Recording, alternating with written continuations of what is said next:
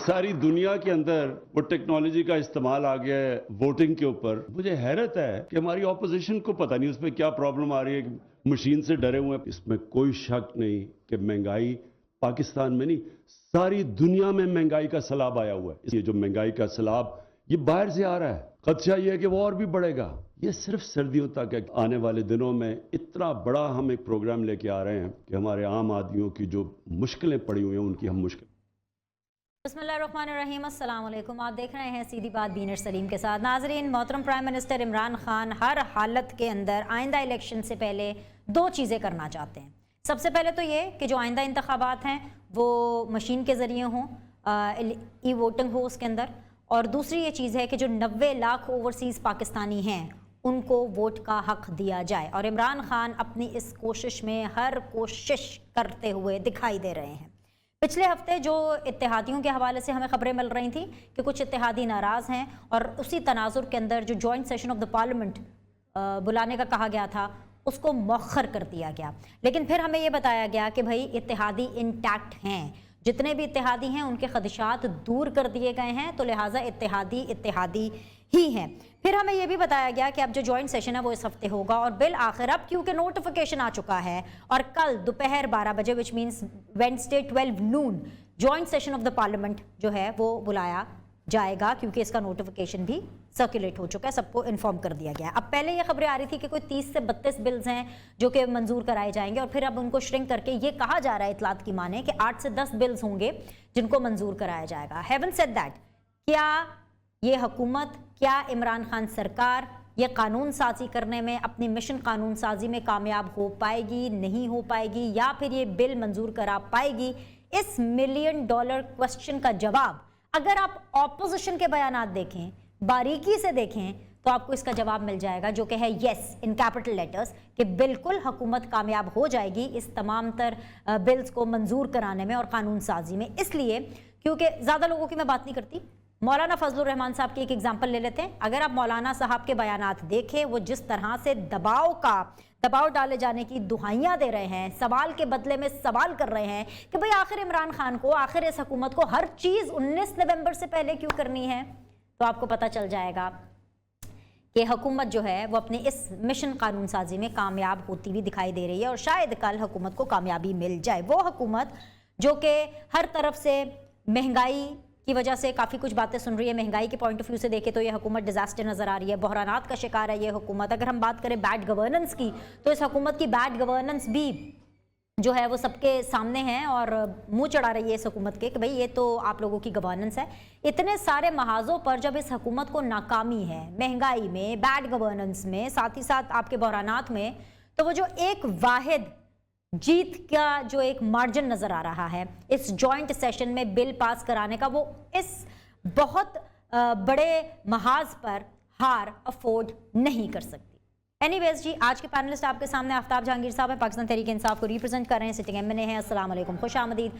Senator Afnanullah Khan साहब हमें join करेंगे, रिप्रेजेंटिंग पीएमएलएन, अब से थोड़ी देर में हमारे साथ होंगे। शाहिदा रहमानी साहिबा हैं, सिटिंग एमएनए हैं, पाकिस्तान पीपल्स पार्टी को रिप्रेजेंट कर रही हैं, वो भी अब से थोड़ी देर में हमारे साथ होंगी। आफ्ताब जहांगीर साहब से हम आज का शो का आगाज़ कर लेते हैं। हो सकता है आफ्ताब भाई, अस्सलाम वालेकुम, कि आप बिल पास कराने में कामयाब हो जाएँ, इतलात की माने तो बिल पास हो भी जाएगा, जिस तरह मैंने अपने इब्तिदाइये में भी कहा, बिकॉज नंबर गेम जो है वो आपकी ऑब्वियसली ज़्यादा है एंड प्रॉबेबली ऑब्वियसली आप लोगों को मेजॉरिटी मिल जाएगी। लेकिन इत्तलात ये हैं कि अगर आप बिल पास कराने में कामयाब भी हो जाते हैं तो आइंदा इंतखाबात ना वोटिंग मशीन के ज़रिए होंगे और ना ही उन 90 लाख ओवरसीज़ पाकिस्तानियों को वोट का हक दिया जाएगा। क्योंकि आज मैं जरदारी साहब को सुन रही थी, आसिफ अली जरदारी साहब क्या कह रहे थे आपके बारे में, आप वो खुद सुनिए, मेरे मुंह से मत सुनिए, उन्हीं के मुंह से सुनिए और फिर मैं इसके ऊपर आपकी राय लूंगी कि उनकी प्रिडिक्शन है, मशवरा है, या वो क्या कह रहे हैं, और फिर आपसे मैं जवाब के लिए वापस आती हूँ। सुनवाइए जी।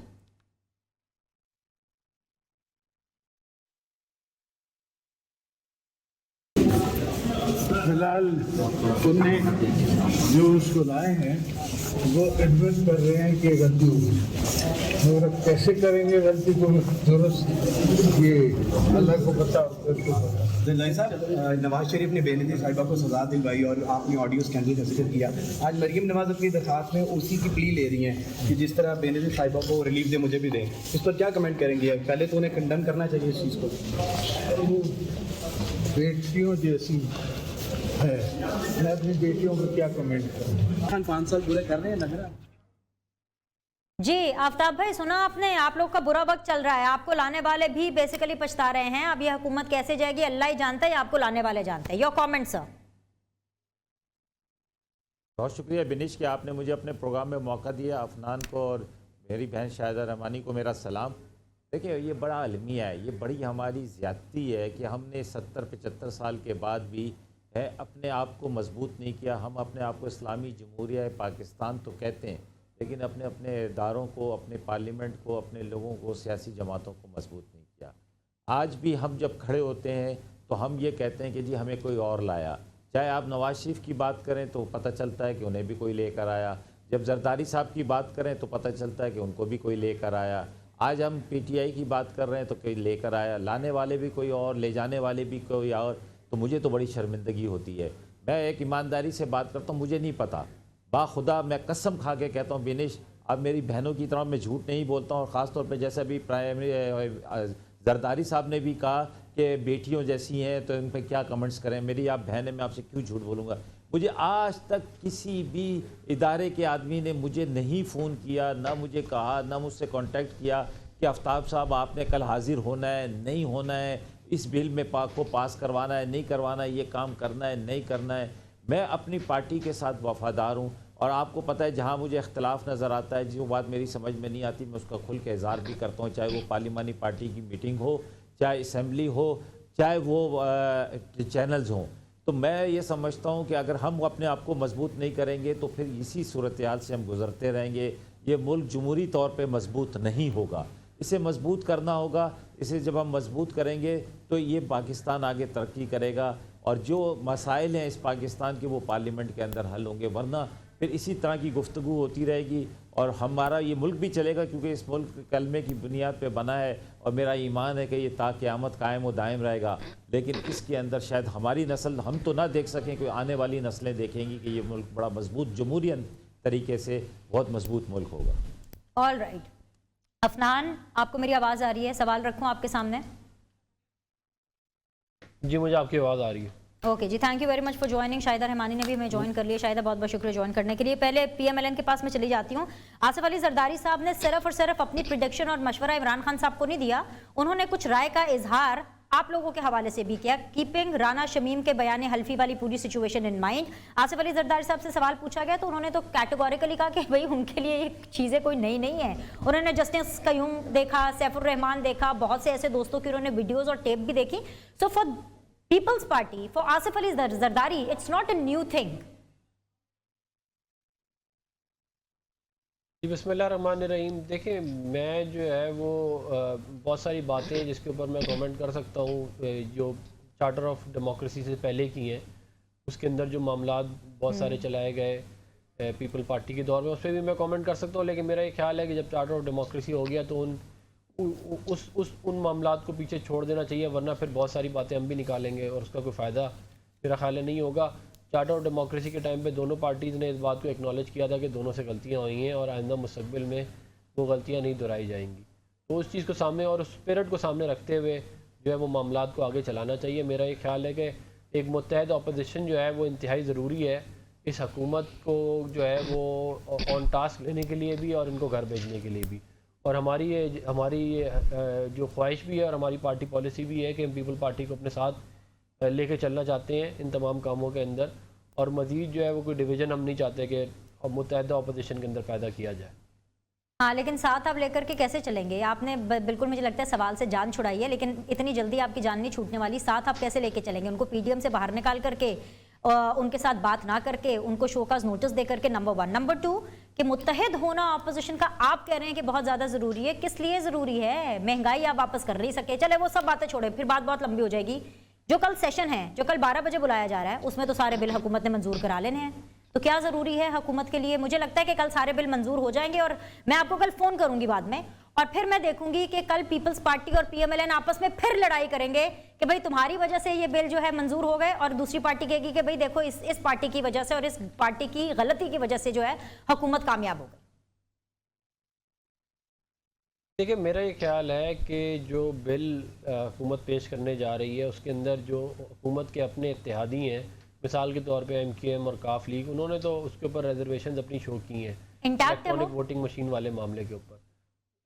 तो ये तो कल इसका रिज़ल्ट आ जाएगा, लेकिन जो हमारी जो हमारा जो नंबर गेम हमने अभी तक देखा है या जो नंबर हमारे पास है उसके मुताबिक हम जो है वो हमारे पास बरतरी है हुकूमत के ख़िलाफ़। क्योंकि आपको याद होगा प्राइवेट मेंबर बिल डे वाले दिन जो 2 बिल मूव हुए थे वो दोनों के दोनों हुकूमत को उनके ऊपर शिकस्त हुई और अच्छे खासे को 10-12 वोटों से शिकस्त हुई, एक मुझसे भी ज़्यादा वोट थे। तो ये बातें सामने रखते हुए हम काफ़ी जो है वो हमें उम्मीद है कि कल के दिन जो है वो इंशाल्लाह हम हुकूमत का जो ये EVM वाला मामला कल नून लीग के लिए तो बहुत बड़ा दिन है। कल नून लीग के लिए जॉइंट सेशन से ज्यादा उससे पहले मरियम नवाज की हेयरिंग है, और मेरे ख्याल से नून लीग को उस हेयरिंग की ज्यादा टेंशन है as compare to the joint session of the parliament. मैं वापस आती हूँ आपके पास अफनान। शाहिदा, अस्सलाम वालेकुम, बहुत शुक्रिया ज्वाइन करने के लिए। मुझे तो ये पक्का पता है अफनान माने ना माने उनके साथ ताल्लुक भी ऐसा है, और जिस तरह से वो गुफ्तगू आज कर भी रहे हैं कि वो काफी चिल है कल जो पार्लियामेंट का जॉइंट सेशन होने वाला है। असल में उनका चिल होना बनता भी है शायदा, क्योंकि जो सही टेस्ट है ना वो पाकिस्तान पीपल्स पार्टी का है। बता देती हूँ क्यों। इसलिए क्योंकि पाकिस्तान पीपल्स पार्टी का ब्रेन चाइल्ड है। पाकिस्तान पीपल्स पार्टी बहुत ज्यादा यकसुई के साथ, बारहा कंसिस्टेंसी के साथ तहरीके अदम एतमाद का जो वो फंडा है ना वो मार्केट करती आई है, अवाम के सामने भी, PMLN के सामने भी। कल तहरीके अदम एतमाद से पहले एक अदम एतमाद होगा कि नंबर गेम किधर है। अगर हुकूमत के पास मेजॉरिटी है तो फिर आपको पता चल जाएगा कि आपका तहरीके अदम एतमाद का जो फंडा है वो कहाँ खड़ा होता है। तो असल में टेस्ट केस तो आप लोगों के लिए है, पाकिस्तान पीपल्स पार्टी के लिए। बहुत शुक्रिया बिनिश। वालेकुम अस्सलाम। बिनिश, बात यह है कि जिस तरह अभी मेरे कुलीग अफनान ने भी बताया कि लास्ट वीक जो कुछ हुआ और आपने देखा कि तमाम अपोजिशन जो है मुत्तहिद हुई और अपोजिशन के मुतादिद इजलास हुए, अपोजिशन लीडर्स के, पार्लिमानी लीडर्स के, और उसके बाद आपने देखा उसका लास्ट ट्यूसडे, और फिर उसके बाद ही जिस दिन ट्यूसडे को इनके 2 बिल जो है वो ये नाकाम हो गए, तो आपने देखा कि सेकेंड डे जो इनाउंस करदा इनका जॉइंट सेशन था उससे ये फरार इख्तियार की और उसको डिले किया। अब जो है अपने अलायंस को मनाने के हरबे इस्तेमाल किए जा रहे हैं। सेकेंडली ये कि इनके अपने अरकान को बहुत ज़्यादा तहफ़्फ़ुज़ात हैं EVM पे, इलेक्टोरल रिफॉर्म पे। और अगर आप बात करती हैं अदम एतमाद की, तो मैं इसके लिए अर्ज़ करूं कि जब यूसुफ रज़ा गिलानी साहब ने पहली जब इलेक्शन जीता सेनेट का नेशनल असम्बली से, अदम एतमाद तो उस दिन हो चुका था। उसके बाद सेकंड शो जो है जो दिखाया गया लास्ट ट्यूसडे को, वो भी अदम एतमाद हो चुका था और हुकूमत राह फरार इख्तियार कर चुकी थी। अब फिर हुकूमत जो है अपने अरकान को, अपने इत्तेहादियों को मनाने में लगी हुई है, और अब कल ये देखते हैं कि वो कौन से बिल्स लाते हैं, क्या वो अददी अक्सरियत पूरी कर सकते हैं। लेकिन हम पुरुम्मीद हैं क्योंकि हुकूमत जो है वो ना सिर्फ अपना एतमाद खो चुकी है, वो अपना अखलाकी जवाज़ भी खो चुकी है। जिस तरह उसे बार बार जो है हसीमत उठानी पड़ती है, कोरम पूरा नहीं होता है, और हुकूमत अपना जब कोरम पूरा नहीं कर पा रही तो कल वो कैसे अपनी अददी अक्सरियत पूरी कर सकेगी। चले, ये तो हुकूमत की बात होगी, आपके नंबर पूरे होंगे, मुत्तहिदा ऑपोजिशन अपने नंबर्स इंटैक्ट रखेगी। आप दोनों पार्लियामेंट का हिस्सा हैं, मतलब ऐसे तो खैर ऑब्वियसली आफ्ताब भाई भी हैं, लेकिन मैं अभी ऑपोजिशन की बात कर रही हूँ। He is from the senate, you are from the national assembly. आपके नंबर्स इंटैक्ट रहेंगे कि नहीं रहेंगे? बिनिश, इंशाअल्लाह ताला हमारी पूरी लीडरशिप, हमारे तमाम अरकान इस वक्त इस्लामाबाद में मौजूद हैं और हम अपनी अददी अक्सरियत इंशाअल्लाह पूरी करेंगे।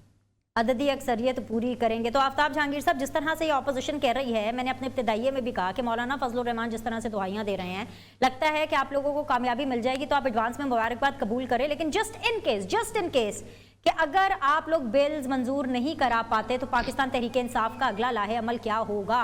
जैसे मैं कल भी कह रही थी कि इमरान खान साहब घर चले जाएंगे, बिकॉज ऑब्वियसली उनकी जो मेजॉरिटी है वो माइनॉरिटी में तब्दील हो जाएगी। प्लान बी क्या है? प्लान ए तो ये है ना कि आप लोग बिल मंजूर कर हो जाएगा आपका, आप लोगों को फतह नसीब होगी, और अगर शिकस्त का सामना करना पड़ता है तो। अच्छा, पहली बात तो ये बिनिश कि मैं ये अभी तक आज तक नहीं समझ सका कि जी हम इस चक्कर में पड़े हुए हैं कि बिल पास हो जाएगा, अगर पास नहीं होगा तो हुकूमत घर चली जाएगी।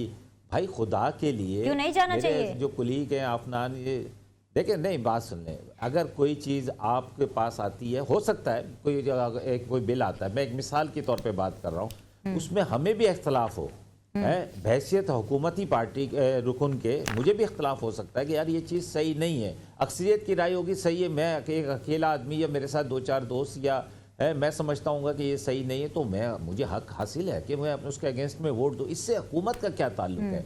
ये पार्लियामेंट बनाई किस लिए गई है कि इस पार्लियामेंट के अंदर आप इस किस्म की गुफ्तगू करें, इस पर कोई भी चीज़ आए उस पर गुफ्तगू की जाए। लेकिन बदकिस्मती से बिनिश, मैं अभी मेरे बहन ने कहा कोरम की बात की, मुझे आज बड़ा अफसोस हुआ, मैं आज की बात कर रहा हूँ आपको, कि देखें ये क्या करते हैं कि ये करते हैं कि जब अपनी बात कर लेते हैं तो फ़ौरन कोरम को पॉइंट आउट कर देते हैं। मैंने इनको 10 दफ़ा बात की, अपने दोस्तों से मैंने बात की कि मैंने कहा देखिए आप जो है अगर बिजनेस ऑफ द डे है वो सस्पेंड हो जाता है तो कोरम को आप पॉइंट आउट मत किया करें, आप अपनी बात किया करें, क्योंकि लोग बात करके अमूमन अपोजिशन के लोग भी अपनी बात करके चले जाते हैं बाहर, इसी तरह हमारे लोग भी अपनी बात करके चले जाते हैं, लॉबी में बैठे होते हैं या चले जाते हैं। लेकिन जो लोग मौजूद होते हैं सुबह से आके शाम तक बैठते हैं कि भाई हमने अपनी बात करनी है, अपने हल्के की आवाज़ बननी है। जैसे अभी कराची का मसला था, आज पूरे कराची का मसला था, कोई आज जो बिजनेस था वो नहीं डिस्कस हो रहा था, क्योंकि उठते ही कल जो है वह आज पीपल्स पार्टी की शाजिया मरी और कादिर पटेल ने कहा कि जी कल हमें मौका नहीं मिला, आज हमें मौका दिया जाए, हम पॉइंट ऑफ ऑर्डर पे बात करना चाहते हैं। स्पीकर ने उन्हें मौका दे दिया बात करने का, उसके बाद वो जवाब दर सवाल ये चलता रहा, वो सिलसिला ख़त्म हुआ और वो गुफ्तगू जो है लोगों के मसाइल पर चली गई। जब उसके बाद जब हमने बात करनी थी, कराची के ऊपर बात करनी थी, कराची के मसाइल पर बात करनी थी, लोगों को बताना था कि कराची के मसाइल क्या है, लेकिन हुआ क्या कि जी उन्होंने अपनी बात की, अगर वो उसके बाद उन्होंने कोरम पॉइंट आउट करके हंसते हुए वो चले गए। ये कहाँ का इंसाफ है?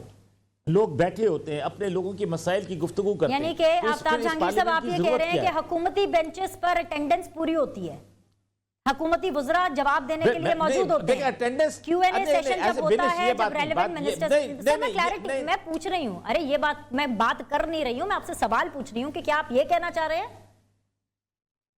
नहीं, मैं आप ये नहीं कहना चाह रहा, मैं जो बात करना चाह रहा हूँ कि ये बात मैं ये करना चाह रहा हूँ कि जब आपके पास, आपको पता है, मुझे फॉर एग्जांपल मुझे पता है कि जी कोरम पूरा नहीं है, लेकिन गुफ्तगू जो है वो इलाके के मसाइल के ऊपर, MNAs अपने हल्के के मसाइल के ऊपर गुफ्तगू कर रहे हैं। और लेकिन आफ्ताब भाई आपको ये भी पता है कि नेशनल असेंबली की प्रोसीडिंग्स में ये SOP में शामिल है कि अगर कोरम पूरा नहीं होगा तो सेशन आगे प्रोसीड भी नहीं कर सकता। खैर मुझे आगे बढ़ना है। अफनानुल्लाह खान साहब, वो उस सूरत बिनिश वो उस सूरत में होगा कि जब आपको पॉइंट आउट किया जाएगा, पॉइंट आउट नहीं किया जाएगा तो मैंने इसका इसी अच्छा यानी कि ऑपोजिशन ये पॉइंट आउट ना करे, ठीक है भाई, आप लोग ना पॉइंट आउट किया करें, शायद इसलिए नहीं करे कि जब आप अपनी बात करते हैं आपस में फिर लड़ते हैं, बिनिश फिर आपस में लड़ते हैं कि मैंने बात करनी थी, तुमने कोरम पॉइंट आउट कर दिया। ऑलराइट, आगे ये किस तरह कोरम पॉइंट आउट करता है? ठीक है, अफनान से मुझे बात करनी है। अफनान साहब, लास्ट 5 ईयर की जी बोल ले शाहिदा रहमानी, बोले। मैं ये तवज्जो दिलाना चाह रही थी कि आफ्ताब साहब से लास्ट 5 ईयर जो गुजरे हैं जिसमें ये अपोजिशन में बैठे थे, तो सिर्फ ये अपना देखें कि इन्होंने कितनी मरतबा कोरम पॉइंट आउट करते थे, ये चलने ही नहीं देते थे इजलास अगर कोरम पूरा ना हो। तो आज इन्हें कोरम भी याद आ रहा है, हालांकि ये हुकूमत की जिम्मेदारी होती है कि वो अपना कोरम पूरा रखे ताकि इजलास को चलाया जा सके, ये अपोजिशन की जिम्मेदारी कभी भी नहीं रही। ऑल राइट जी अफनानुल्लाह खान साहब, राना शमीम के बयाने हल्फी के बाद हम तो ये भी सुन रहे हैं कि बहुत सी वीडियोस मंजर आम पर आ रही हैं।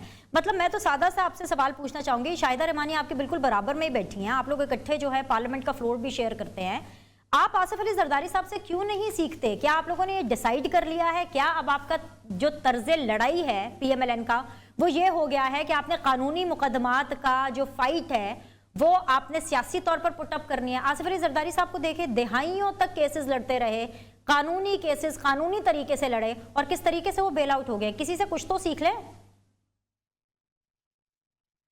देखिए, जो आसिफ अली जरदारी साहब की जो जंग है वो उनकी अपनी जंग है और वो उसके अंदर अगर सुरखरू होते हैं तो अच्छी बात है।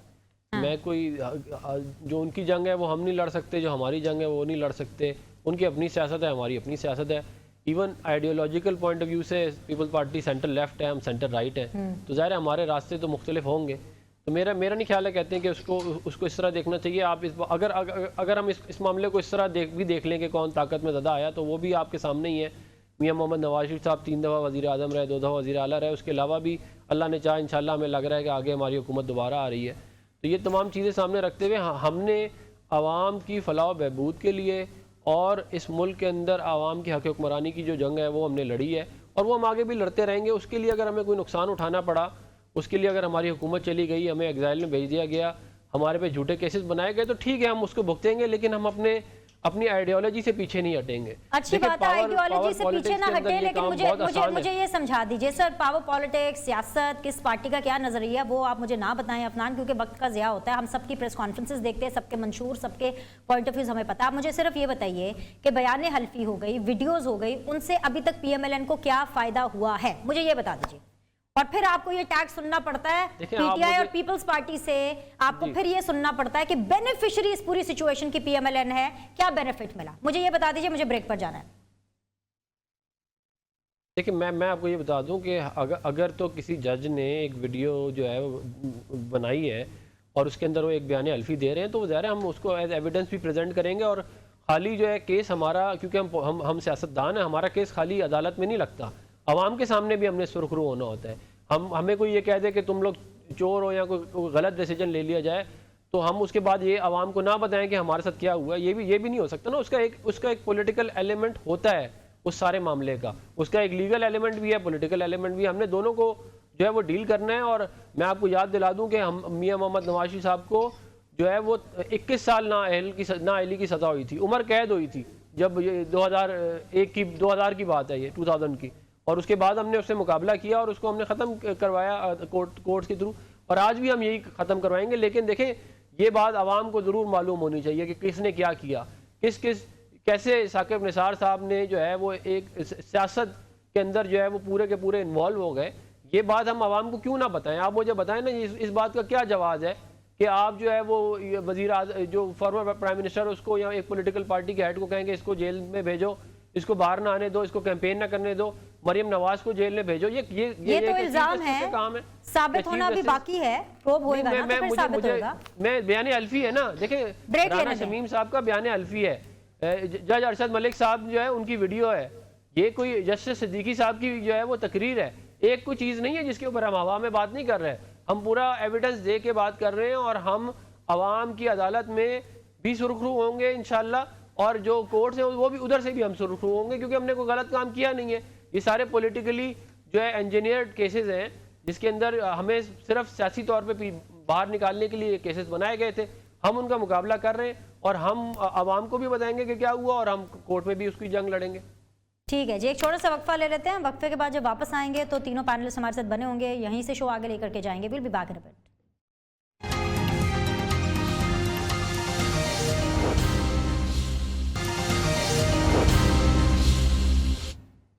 ब्रेक के बाद जो आप लोग को खुशामदीद कहते हैं, आफ्ताब जहांगीर साहब हैं, सेनेटर अफनान उल्ला खान साहब हैं, शाहिदा रहमानी साहिबा हैं मेरे साथ मौजूद। अफनान भाई आफ्ताब भाई, आपकी तरफ मुझे आना है और आपसे ये जानना है कि अगर मैं ये कहूँ कि जिस तरह से पिछले सेगमेंट में मैं कह रही थी कि कहीं ना कहीं अफनान और उनकी पार्टी की पॉलिसी ये सामने नज़र आ रही है कि कानूनी मुकदमात का उन्होंने जो फाइट है वो सियासी तरीके से कर रही है, उसी तरह कहीं ना कहीं हुकूमत का ये वतीरा भी सामने आ रहा है कि हुकूमत अब ये अपनी स्ट्रैटेजी बना रही है, लग ऐसे रहा है कि भाई दबा कर पहले फुल टाइम इल्ज़ाम लगाएं, उनकी अच्छी खासी बैशिंग हो जाए, तमाम पॉलिटिकल पार्टीज की, तमाम लोगों की जिनके ऊपर वो इल्ज़ाम लगा रहे हैं, अच्छा खासा मीडिया ट्रायल हो जाए और उसके बाद जब सबूत मांगे जाए तो आराम से जाके माफ़ी मांग ले। इसकी रीसेंट एग्जाम्पल है जो इलेक्शन कमीशन और चीफ इलेक्शन कमिश्नर के हवाले से फवाद चौधरी साहब हों, आजम सवाती साहब हों, उन्होंने जो बयानात दिए, जिस तरीके से उनको ऑपोजिशन का माउथ पीस कहा। आज भाई फवाद चौधरी साहब वो सिर्फ एक MNA नहीं है, वो हुकूमत के स्पोक्स पर्सन हैं। आज फवाद चौधरी साहब ने तो अपने हिस्से की माफ़ी मांग ली, ये कहते हुए कैटेगोरिकली इलेक्शन कमीशन से कि भाई मैं तो माउथ पीस हूँ हुकूमत का, जो मैं कहता हूँ वो सिर्फ मैं नहीं कहता, वो तो एक्चुअली पूरी काबीना कहती है। तो आफ्ताब भाई बसद एहतराम, अगर फवाद चौधरी साहब जो कहते हैं वो पूरी काबीना कहती है, तो फिर माफ़ी फवाद चौधरी अकेले क्यों मांग रहे हैं इलेक्शन कमीशन से? माफ़ी तो फिर पूरी काबीना को मांगनी चाहिए, माफ़ी तो वजीर आजम को मांगनी चाहिए। अच्छा बिनिश, मैं आपके लिए मसला आसान कर देता हूँ। फवाद चौधरी साहब ने अपने हिस्से की माफ़ी मांग ली है और इलेक्शन कमीशन को चाहिए इख्तियार उनके पास से माफ़ करें ना करें।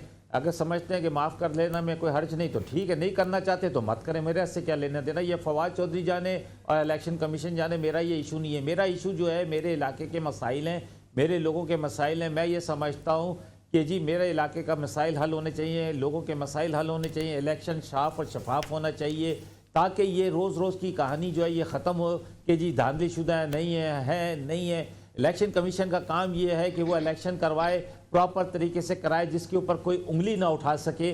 जब आप जिम्मेदारी लेते हैं, आप ओथ लेते हैं, तो फिर आपकी जिम्मेदारी ये है कि जिस तरह आज सारे वोकल हुए, सब वोकल हुए, उस वक्त भी बोलेंगे ये जो अभी आपने एटीट्यूड का मुजाहरा किया ना शो के अंदर कि ये मेरा लेना देना नहीं है फवाद चौधरी साहब का, ये भी सर एक टेस्ट केस है कि आने वाले दिनों में जब आप लोगों की हुकूमत नहीं रहेगी तो यही तर्ज होगा, यही वो प्रैक्टिस होगी, ये बंद कीजिए, जिसको आप लोग अपनाएंगे। और वो प्रैक्टिस ये होगी कि मैंने तो नहीं कहा, इसने कहा, उसने कहा, उसके कहने पे कहा, मेरा इससे क्या लेना देना है। सर आप लोग उंगली उठाने वाले हैं इलेक्शन कमीशन पर, आप भी उंगली उठाते रहे हैं इलेक्शन कमीशन पर। पाकिस्तान तहरीके इंसाफ उनकी कार्रवाई पर, उनकी वर्किंग पर उंगली उठाती रही है। So it is not only Fawad Chaudhry, वो कह रहे पूरी काबीना, पूरी पीटीआई। अच्छा आपका इमरान खान साहब से तो लेना देना है ना सर, काबीना का हेड कौन होता है? प्राइम मिनिस्टर ऑफ पाकिस्तान होता है। तो अगर काबीना की वजह से फवाद चौधरी साहब ये जिक्र कर रहे हैं तो क्योंकि आपका इमरान खान साहब से लेना देना, आपके चेयरमैन है वो पार्टी के, वजीर आजम है, तो उनको तो माफी मांगनी चाहिए ना सर। उनको क्यों माननी चाहिए? अगर मुझे फॉर एग्जांपल मेरे में मैं इतना इख्तियार तो रखता हूं ना कि अगर मैंने कोई बात की है तो अगर से जिससे बिनिश की दिल आज़ारी हुई है तो मुझे ये हक पहुंचता है कि मैं बिनिश से कहूं कि बिनिश मेरी बहन मुझे माफ़ कर दे। अगर मेरी किसी बात से दिल आज़ारी हुई है तो इसमें बिनिश का इख्तियार है कि वो कह गया जी भाई आपको माफ़ किया, नहीं तो नहीं किया है। लेकिन मैं समझता हूँ कि अगर इलेक्शन कमीशन ये समझता है, देखिए ये बहुत रवायत बन चुकी है, आए दिन होता है कि सुप्रीम कोर्ट में, हाई कोर्ट के अंदर लोग जाते हैं, कहते हैं जी मैं माफ़ी चाहता हूँ, मेरा मकसद ये कहने का नहीं था। ये होता रहता है, पीपल्स पार्टी के लोग भी करते हैं, नून लीग के लोग भी करते हैं, आज़ाद लोग भी करते हैं, बेशुमार लोग करते हैं। लेकिन मैं फिर आपसे ये बात कह रहा हूँ कि ये अगर आपने यही सवाल करना है तो ये आप फवाद चौधरी साहब से कर लें तो ज़्यादा बेहतर जवाब देंगे कि जी उन्होंने क्यों माफ़ी मांगी है, उनको मांगनी चाहिए थी, नहीं मांगनी चाहिए थी, उन्होंने बात सही की थी, गलत की थी, वो बेहतर जवाब दे देंगे आपको। अफनान साहब आपको पता है कि किसी की माफ़ी का जवाब दे नहीं हूँ, मैं किसी की माफ़ी का जवाब दे नहीं हूँ। वो आफ्ताब भाई आपकी अपनी मर्जी है, मैंने तो सवाल करना है। पीटीआई बिल्कुल जवाब दे इस पूरी सिचुएशन में, आप पीटीआई को रिप्रेजेंट कर रहे हैं, लेकिन मैंने आफ्ताब जहांगीर साहब आपको पर्सनल कैपेसिटी में नहीं बुलाया, रिप्रेजेंटेटिव ऑफ पाकिस्तान तहरीक इंसाफ को बुलाया। आपकी मर्जी है, आपने जो चाहे मैंने आपको जवाब दे दिया, ये जवाब आ गया। अच्छा बिनिश आपने सवाल किया, मैंने जवाब दे दिया, ये जवाब ऑन एयर भी हुआ होगा, यकीनन फवाद चौधरी तक पहुंचा होगा। बिल्कुल लाइव जा रहा है, बिल्कुल लाइव जा रहा है। अफनान मैंने तो अपना जवाब दे दिया। ऑलराइट, मैंने जवाब दे दिया। Okay sir. अफनान साहब आपको पता है कि फवाद चौधरी ने इलेक्शन कमीशन से माफी मांगी और किस बेस पर, क्या अल्फाज थे उन्होंने क्या इस्तेमाल किए? It's a news for you in this show. अल्फाज तो नहीं पता, लेकिन मैंने जरूर मेरी नज़र से गुजरा है कि उन्होंने माफ़ी मांगी है। ओके, क्या आपके लिए मेरा ये ख्याल है कि ये बड़ी खबर नहीं थी नून लीग के लिए? नहीं, मेरे लिए बड़ी खबर इसलिए नहीं थी क्योंकि मुझे अंदाज़ा था कि जब इनको लगेगा कि इनकी अपनी गर्दन जो है वो आ रही है तो फिर ये माफ़ी मांग लेंगे। पहले ये कोई भी भड़क मार देते हैं, फिर माफ़ी मांग लेते हैं। ये तो मतलब कि ये इमरान खान साहब करते हैं तो नीचे वालों ने तो करना ही करना है। अभी आप देखें, आज वो ये कह रहे हैं कि जी आज मैंने खुद सुना उनकी ये बात कि जी करप्शन जो है वो किसी का इल्ज़ाम भी नहीं है हम पे करप्शन का। अब आप मुझे बताएं ना, ये इस बात का कोई सर पैर है? तो हुकूमत को ऊपर कई करप्शन के इल्ज़ाम हैं, कई 100 अरब रुपए के करप्शन के इल्ज़ाम हैं, इमरान खान साहब के ऊपर करप्शन के इल्ज़ाम हैं। और खाली इल्ज़ाम नहीं है, ट्रांसपेरेंसी इंटरनेशनल ये कह रहा है कि ये हुकूमत चोर है, हम नहीं कह रहे। ट्रांसपेरेंसी इंटरनेशनल ये कह रहा है कि 123वें नंबर पे ये ऑलरेडी ला चुके हैं करप्शन इंडेक्स से मुल्क को, जो हम 170वें नंबर पे छोड़ के गए थे। अब इसके बाद झूठ बोलने, 170वें नंबर के चोर तो थे ना। चले तो आप हमसे बड़े हैं, इसका मतलब आप फिर ये बड़े नहीं है, बड़े नहीं है। जब आप निजाम को खराब करके जाते हैं तो निजाम को सही करने में बड़ी तकालीफ होती है। अफनान भाई ऐसी बात ना करो, मुझे भी पता है कि कौन कितना बड़ा चोर है। ये अच्छा सही हो रहा है कि ये अच्छा सही हो रहा है कि 123वें नंबर पे चले गए। आप तो ईमानदार और वो है, तो फिर ऊपर भी जा रही है करप्शन इंडेक्स में। ये कौम को इस नहज पे पहुंचा कर गए कि आप सोच भी नहीं सकते। आप खुद ये मानते हैं कि हम 170 नंबर के चोर थे। मुझे समझ नहीं आ रही बारी बारी। नहीं, मैं ये नहीं कह रहा, मुल्क के अंदर बहुत सारे इदारे हैं, बहुत सारे काम होते हैं। 117वें नंबर पे हम करप्शन इंडेक्स में, हमें 124वें नंबर पे मिला था, हमने 117वें नंबर पे लेके आए उसको।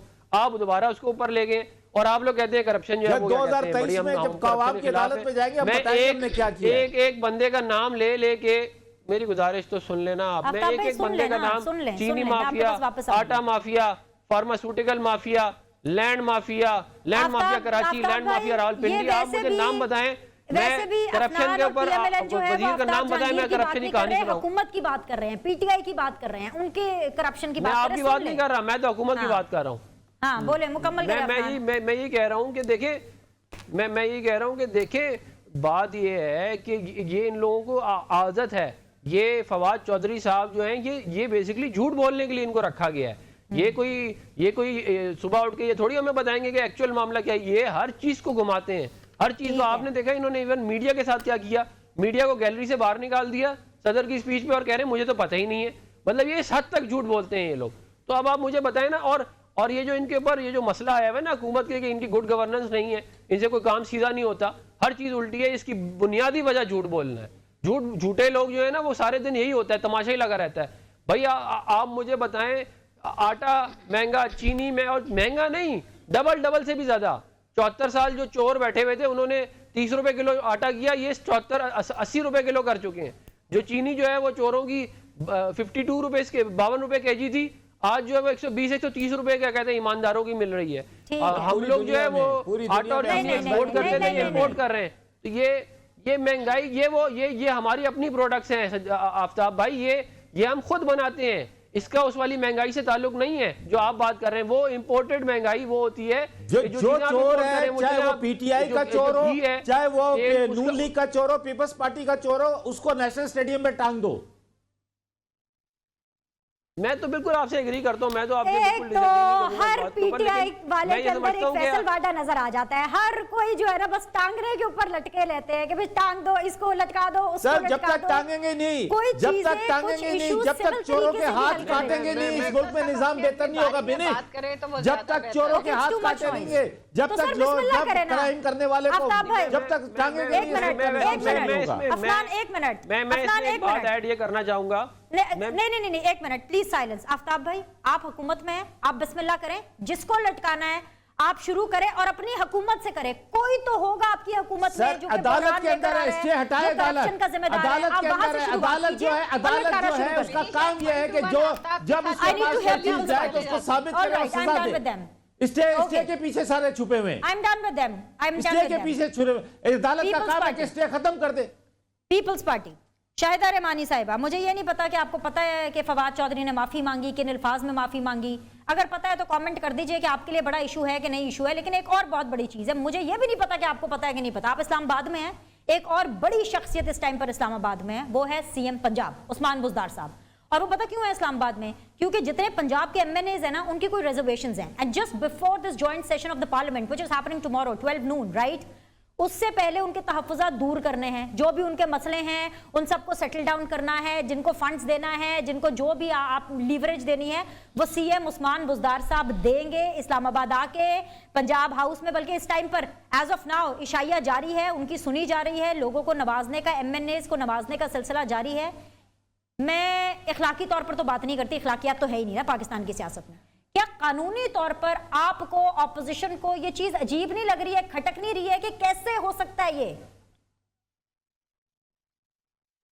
बिनी, सबसे पहले तो जिस तरह आफ्ताब भाई हर एक के बीच में बात करें, इनको ये समझा दें कि हर एक की अपनी अपनी बारी, उस पर बात करें, वरना एक प्रोग्राम आप इनके साथ कर लें ताकि ये आपको सारे रूल्स समझा दें। नंबर 2 ये कि आपने कहा, बिल्कुल मैंने अभी काश मैं ऐसा कर सकता बहन, ना करें आप प्रोग्राम मेरे साथ कर लेना, ना करें, सुन लें। ये इनका अलमिया है, ये इनकी अखलाकियात का जो ये खुद बताते हैं। शाहिदा ने बहुत अच्छे तरीके से पीएमएलएन और पीटीआई को सुना है। मेरी आप दोनों से रिक्वेस्ट है कि आप दोनों अच्छे तरीके से शाहिदा रहमानी साहिबा को सुने, नहीं तो मैं दोनों के माइक ऑफ कर दूंगी और वो मुझे लगता है लाइव शो में अच्छा नहीं लगेगा। जी शाहिदा साहिबा बोलिए। नहीं बोली नहीं, अफनान साहब तो नहीं बोल रहे हैं। चले फ्यूचर के लिए बोल तो सकते हैं। जी बोलिए Shahida, you have the mic. अच्छा, दूसरी बात रही, आपने फवाद चौधरी की बात की, बिल्कुल मैंने ये अभी न्यूज देख कर आई थी कि उन्होंने माफी मांगी और उनसे कहा गया कि जी तहरीरी तौर पर आप माफीनामा लिख के दें।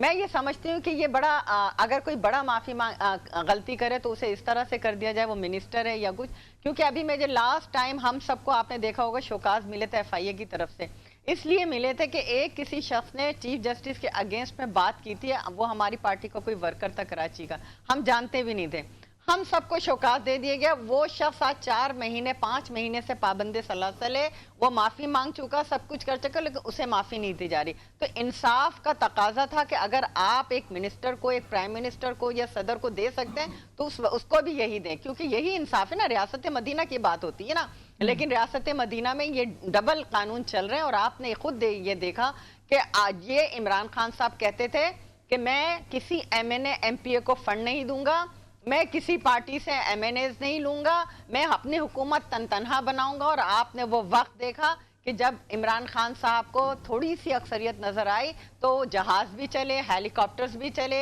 ATMs भी चले। और ये एक मर्तबा नहीं हुआ, जब बजट आता है, जब इन्हें कोई बिल पास करवाना होता है, जब कहीं कोई रिफॉर्म कोई अमेंडमेंट आ रही होती है तो कानून साजी हो रही होती है, ये सब ड्रामे चलते हैं इनके अपने अराकीन से लेके, क्योंकि इनकी अपनी हुकूमत तो है नहीं, मांगे तांगे के लोग हैं, तो वो इनको इसी तरह से MQM हो, काफ लीग हो या इनके अपने अराकीन है, ये उनको इसी तरह बड़ी बड़ी रकम दे के 50-50 करोड़ रुपए के फंड दिए जाते हैं। तो ये इनके बाप का माल है, जिस तरह अखबारात में ये दिखाते थे ये इनके बाप का माल है, ये एडवर्टाइज लग रहा है।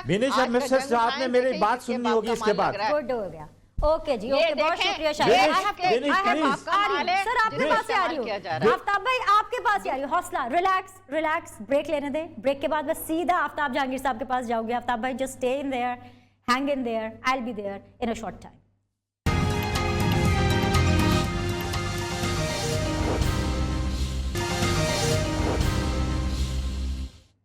ब्रेक के बाद आप लोग को खुशामदीद कहते हैं। आफ्ताब जहांगीर, सेनेटर अफनानुल्लाह खान, शाहिदा रहमानी मेरे साथ बने हुए हैं। जी आफ्ताब भाई, एक बात जो शाहिदा रहमानी साहिबा ने की बिल्कुल ये फैक्चुअल है, ठीक है कि जब इमरान खान साहब ऑपोजिशन में थे तो कहा करते थे कि भाई किसके बाप के पैसों से ये इशाइये और इस तरह की जो तमाम तर चीज़ें हैं वो की जा रही हैं। तो आज अवाम आपसे पूछ रही है कि भाई आज किसके बाप के पैसे से हम देख रहे हैं कि इस्लामाबाद के अंदर ये खाबे खिलाए जा रहे हैं।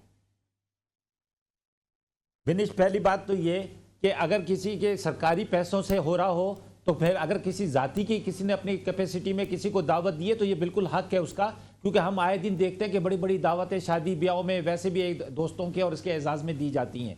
ये कोई इतनी बड़ी बात घर में देते ना सर, पंजाब हाउस में क्यों देंगे? घर में इस्लामाबाद हाउस जो है, अच्छा मैं आपको बताऊं सर, सिंध हाउस के अंदर भी होती हैं दावतें। अभी पिछले दिनों नहीं हुई थी, खुर्शीद शाह साहब सिंध हाउस में नहीं थे, लेकिन ये मुल्क मेरे बाप ने बनाया, ये मेरा मुल्क मेरे बाप का, इसमें हमारी कुर्बानी है हमारे बड़ों की। ये आज जो पास किया सिंध असेंबली ने बिल, बिनिश, उसके ऊपर आपने बात क्यों नहीं की कि जी गैर कानूनी तामीरात को हक दिया, कानूनी क्या वो दिया जाए? ये कैसे हो सकता है कि उसको कानूनी बना दिया जाए, गैर कानूनी तामीरात को, कि दूसरे की जमीन पे कब्जा करो वो कानूनी हो गया है, लोगों गवर्नमेंट की जमीनों पे कब्जा करो वो कानूनी हो गया। क्योंकि गरीबों की बात नहीं हो रही, वो बिलावल हाउस में माल जाता है। मैं साबित करूंगा बिलिश, आप कराची में आप चाहे रूम में बैठ के प्रोग्राम करती हैं, आपको मैंने कई दफा दावत दी है कि आप आए, हम सब ग्राउंड पे बैठ के ग्राउंड पे चल के प्रोग्राम करेंगे ताकि आपको पता चले कि जुल्म क्या किया शहर कराची के साथ। सुबह से 18वीं तरमीम की आड़ के अंदर जो इस मुल्क के साथ खिलवाड़ हुआ है वो कोई भी नहीं बर्दाश्त कर सकता। मेरे पर हो मैं पहले दिन इसके 18वीं तरमीम के खिलाफ इसके ऊपर एक्शन लिया। आफ्ताब भाई, इलेक्शन ईयर में गैर कानूनी तामीरात के ऊपर, गैर कानूनी तामीरात के ऊपर जो है वो इजाजत दे दी जाए, लोगों की जमीनों पे, लोगों की जमीनों के ऊपर घर बना लिए जाए और उसको कानूनी बना दिया जाए। ये सब ये देखे, अगर कानून मेरी जमीन के ऊपर कोई घर बनाए मुझसे पूछे तो सही, उसको आपने कानूनी दे दिया। नेस्ले टावर के ऊपर जो लोग जुल्म हुआ है, गवर्नमेंट को सुप्रीम कोर्ट को चाहिए था कि उसके अंदर उस इदारे के लोगों को भी बिठाकर बम से उड़ाता, तब तो सही फैसला था। ये आधा फैसला किया सुप्रीम कोर्ट ने कि वो जो लोग जो इसके जिम्मेदार थे उनमें से किसी को सजा नहीं मिली। कराची के अंदर जहां पे शाहिदा रहमानी रहती है, जहां मैं रहता हूं, जो मेरा हल्का है, मेरा वहां पर जितना जुल्म हो रहा है वो उसका जिम्मेदार कौन है? उसी सुप्रीम कोर्ट ने बनीगाला को रेगुलाइज कराया है, कराने का फैसला दिया है, लेकिन सर तो सुप्रीम कोर्ट ने करवाया ना, सुप्रीम कोर्ट ने करवाया तो आप जाके चैलेंज कर दें, आप चैलेंज कर दें कि आपने गलत करवाया है। वो सुप्रीम कोर्ट फैसला करेगी। आप, मैं और आप कौन होते हैं? आप जाके चैलेंज कर दे सुप्रीम कोर्ट के अंदर कि आपने गलत किया है।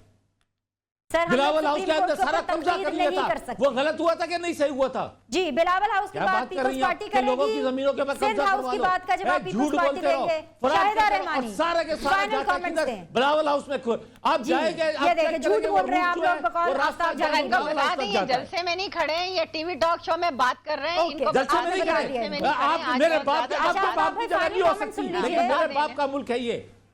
ऑल राइट, फाइनल कमेंट सुन लीजिए। आपने मेरे बाप को कह दिया कि आपके बाप का मुल्क नहीं है। आप कैसे कह सकते हैं कि मेरे बाप का मुल्क नहीं है? 1.5 अरब रुपए पार्लियामेंटेरियन को देते हैं, आपके बाप इसलिए कह रहे हैं कि आप काम नहीं कर रहे थे। अब लड़के लिए शाहिदा रहमानी लड़के लिए, इसलिए आपको भी दिए 50-50 वो कहाँ गए? आपने जो पिछले दफा इतने पैसा लगाया वो कहाँ गया? उसका हिसाब दो ना।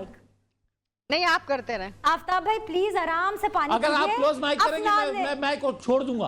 अगर आप मेरा माइक बंद करेंगे बिनेश तो मैं माइक उतार दूंगा।